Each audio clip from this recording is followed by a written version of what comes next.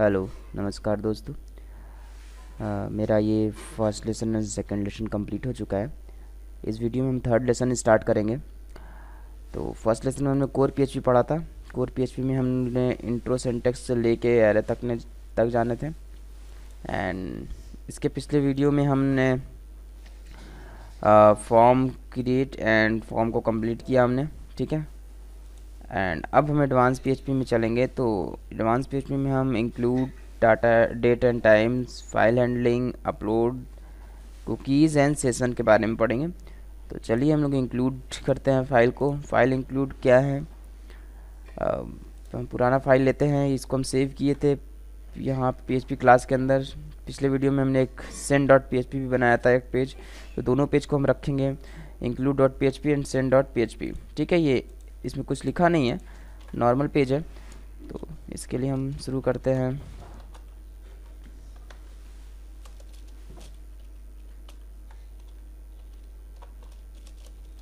देखिए, अगर हम किसी भी पेज को इंक्लूड करना है, जैसे कि हम यहाँ पे नॉर्मल सा हम एक HTML रखते हैं,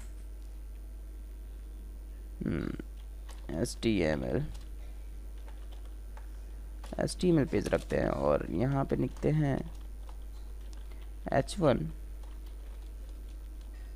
I am a send.php।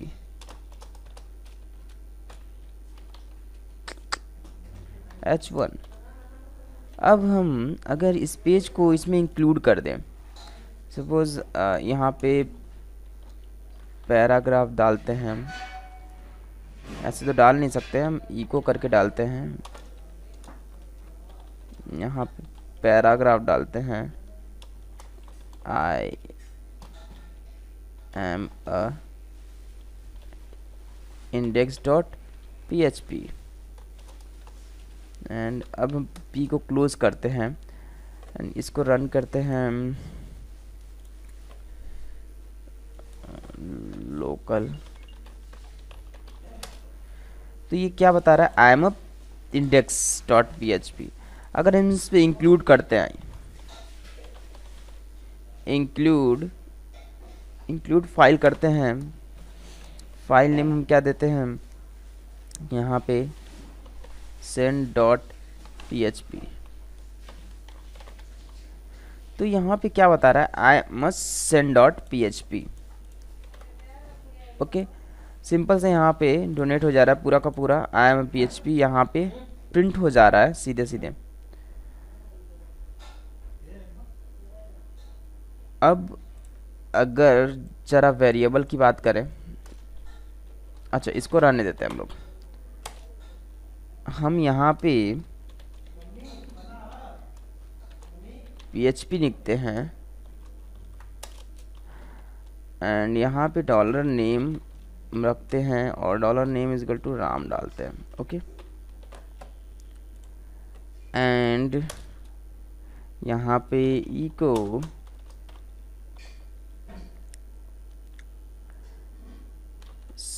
send.php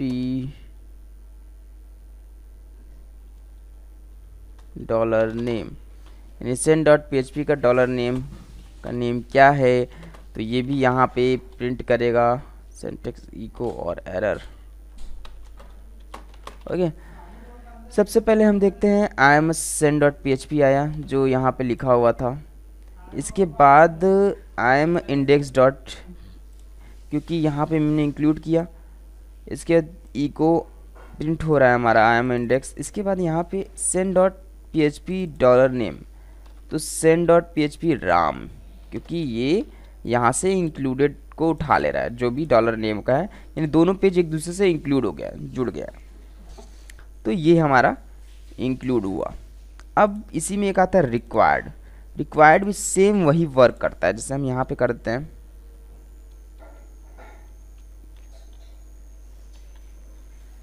require कर देते हैं, इसके बाद देखिए रिक्वायर्ड का भी वही काम है, पर इसमें दोनों में थोड़ा सा एक फ़र्क है। फ़र्क ये है कि इंक्लूड अगर हम करते हैं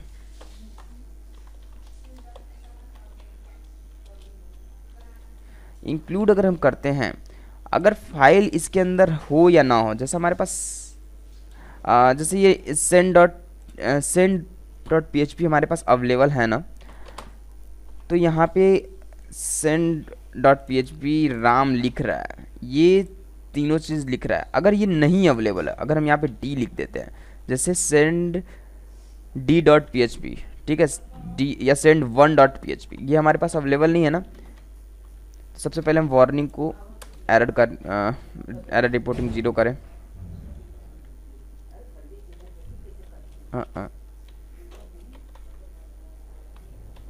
एरर रिपोर्टिंग 0, क्योंकि एरर रिपोर्टिंग 0 हो। आप यहाँ पे भी ध्यान दीजिएगा कि send.php के बाद डॉलर नेम का कोई वजूद नहीं है। फिलहाल हम पहले यहाँ पे 0 कर दिया ना। अब हम ज़रा देखते हैं, यहाँ पे देखिए आई एम index.php, इसका send.php लिखा हुआ है, यहाँ पे इंक्लूड किए हैं। तो एरर रिपोर्टिंग हमने 0 कर दिया, इसलिए कोई भी एरर रिपोर्टिंग नहीं दे रहा है हमारे पास, पर send.php लिखा है, मतलब ये इसके फाइल को, यहाँ पे जो फाइल है उस पर कोई भी इफ़ेक्ट नहीं हुआ। मेन इफ़ेक्ट हुआ जिससे रिलेटेड है, जैसे ये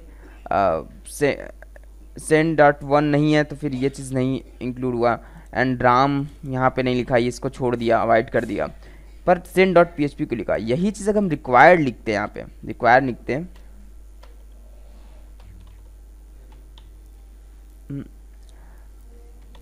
रिक्वायर अगर लिखते तो अब ये पहले स्कैन करता पूरा, ठीक है, ये स्कैन किया, नो डाउट ये स्कैन किया, तो इसमें भी देख रहा है कि डॉलर नेम, यानी डॉलर नेम का कोई वेरिएबल नहीं है, ठीक है, तो ये पूरा का पूरा कोई प्रिंट नहीं करेगा। ज़रा हम इसको देखते हैं, तो ये किसी को भी प्रिंट नहीं किया, क्योंकि ऐसे नाम का कोई वेरिएबल ही नहीं अवेलेबल था, ठीक है।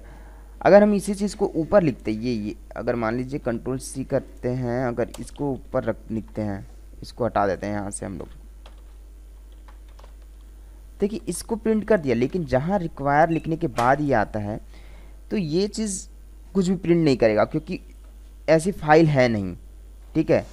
तो इंक्लूड और रिक्वायर्ड में यही फ़र्क है। इंक्लूड में इसमें दिया हुआ कोड जितना रन हो सकता है वो तो रन कर ही देगा, ठीक है, और फाइल नहीं मिलेगा तो छोड़ के आगे रन कर देगा। और इंक्लूड में, रिक्वायर्ड में जब तक वो फाइल नहीं रहेगा तब तक वो आगे फंक्शन वर्क नहीं करेगा।